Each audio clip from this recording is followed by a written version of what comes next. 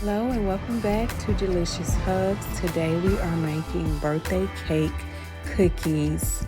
Let's get started by mixing 2 sticks of salted butter with some brown and white sugar. So I started recording and I thought that the video button was on, but it wasn't. So I'm telling you what I have in this bowl right here. Simply mix the sugar and the butter together until it's light and fluffy. Always scrape your bowl throughout the process to make sure that all the ingredients are mixed together.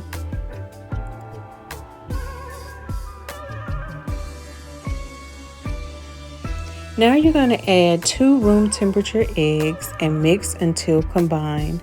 A lot of times you'll see recipes that say mix one at a time, but I'm in a hurry, so we're going to keep it moving. Go ahead and mix until combined. Let me know in the description box below if you've ever had birthday cake cookies and what did you put inside yours.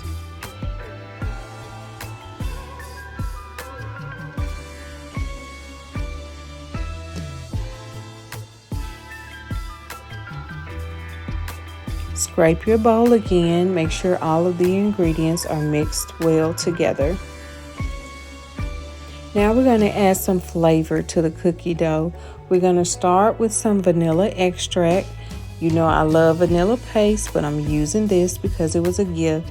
And my new favorite ingredient is princess cake and cookie extract.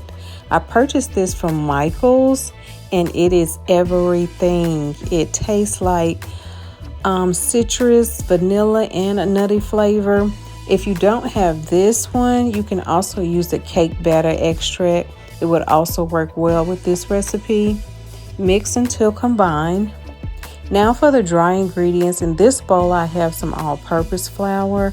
And to that, I'm adding some baking soda and cornstarch. All the cornstarch does is make the cookie chewy. Whisk until combined. Also, if you're not using salted butter, you can also go ahead and add about a half teaspoon of salt with the dry ingredients. So I mixed the wet ingredients with the dry. I'm not sure what happened to the footage, but once the cookie dough is formed, you just fold in some sprinkles. Initially I only added 1/4 cup because I'm not really a sprinkles girl, but I decided that it needed a little bit more, so in the end I ended up adding 1/2 cup of sprinkles. Also going in with a 1/2 cup of white chocolate chips. You can also add some milk chocolate, dark chocolate, or semi-sweet chocolate chips if you want to.